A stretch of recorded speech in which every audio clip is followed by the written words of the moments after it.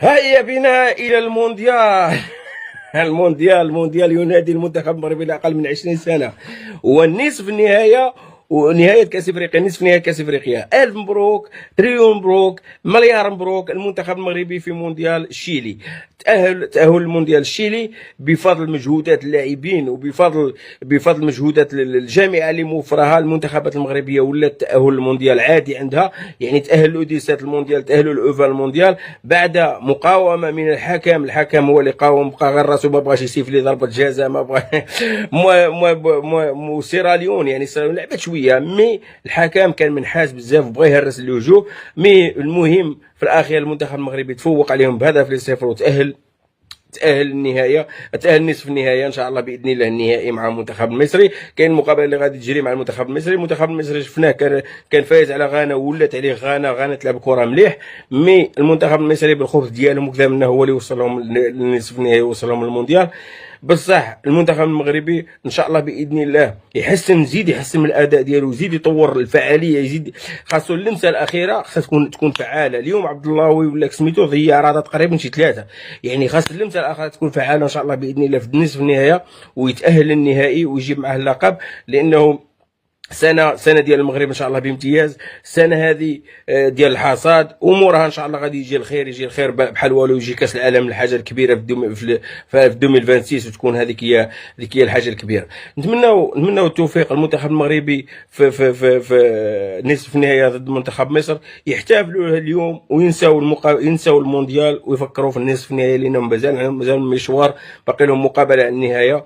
وان شاء الله باذن الله يعرفوا يجاريو ديال نصف النهائي مع المنتخب المصري. وسابق المنتخب المغربي يربحهم، ولكن يعرف يجاري معاهم، وان شاء الله باذن الله ما يكون غير خير ويفوتوا للنهايه. اليوم غادي نرد على واحد ديال صحافه زيكو اللي قال لك افضل لاعب عربي وافضل لاعب افريقي امين قويري. امين قويري مسكين عاد بادي في المشوار ديالو، عاد بدا، عاد قال بسم الله. علاش صحافه زيكو راكو ديروا هاد التهليل وتبلبيل ودرت نتايا العنوان ديالك افضل من اشرف حكيمي؟ انت مريض في راسك، انت مهبول. تقارن واحد بواحد تيجي في ما شاء الله عليه، تقارن واحد اللي فوت المسار ديالو من ريال مدريد، البروسيا دورتموند، الاتلانتيك، ميلان، وموراها اليوم راه في باريس سان جيرمان. تقارن واحد فوت شي 4 ديال الفرق كبار.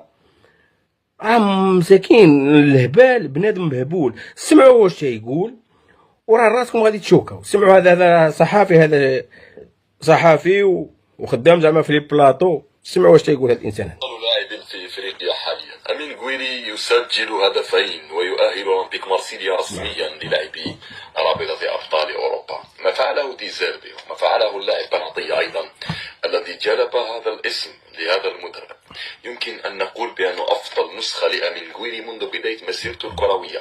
هذه الارقام هذه راح تسمح لامين قويري بالخروج من الوان في ربما الميركاتو المقبل. نتمنى خروجه لانه لا نضمن ان يبقى في هذا المستوى ام لا. قلت نقدر نقول بانه مع مدرب كديزيربي ومع استغلاله بمثل هكذا منصب نقدر نشوفوا الموسم المقبل امين قويري يبدع مره اخرى ويسجل اهداف مع اولمبيك مارسيليا وفي رابطه الابطال. لكن الفرصه في بعض الاحيان تاتيك مره واحده في العمر، لذلك يجب ان تستغلها. امين قويري هذا الميركاتو سيكون خاص له، وجائزه افضل لاعب افريقي يستحقها عن جدارة، ما دام انه يقدم ارقام رائعه جدا هذا الموسم في الدوري الفرنسي.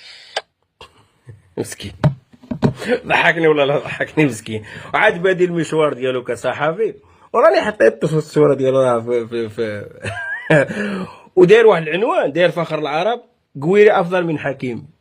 والله العظيم داير هكا في الفيديو ديالو، داير قويري. وهذا راه يدير لي بلاطو هذا. من بعد ان شاء الله غادي نهضر عليه مليح، لانه هذا عاد بادي بالمشوار ديالو، باغي شويه يطلع لاشين ديالو، باغي يدير البوز.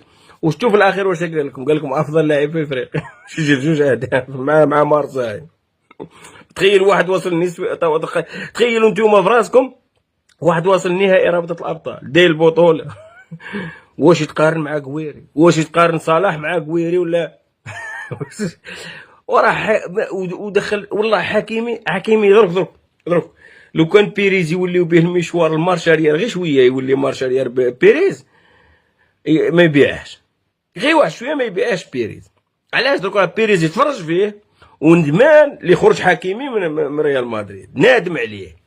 يجي واحد بادي عاد المشوار ديالو كصحفي، وشفتو كان في لي بلاطو مع هذاك اللي قال لهم انا ما نشجعش المغرب، واخا يلعب المغرب مع والو نشجع والو. يعني هادو عاد باديين، وباش يبغيو يبداوها بغا يبداها بالبوز، خصو يدير عناوين اللي هو عارف اشرف حكيمي بالله هو الافضل في افريقيا هو الافضل في العالم، ولكن يبغي يدير البوز ويدير باش بنادم يدير له الاشهار. انا في يوم نطلعوا ندير الفيديو ديالو تسمعوه، انا سمعت لكم غير الصوت لانه ما عندي ما ندير به، لانه اصلا انا ما نبغيش بحال هذه الخدمه هذه. خدم نيشان، راه اي واحد تسولو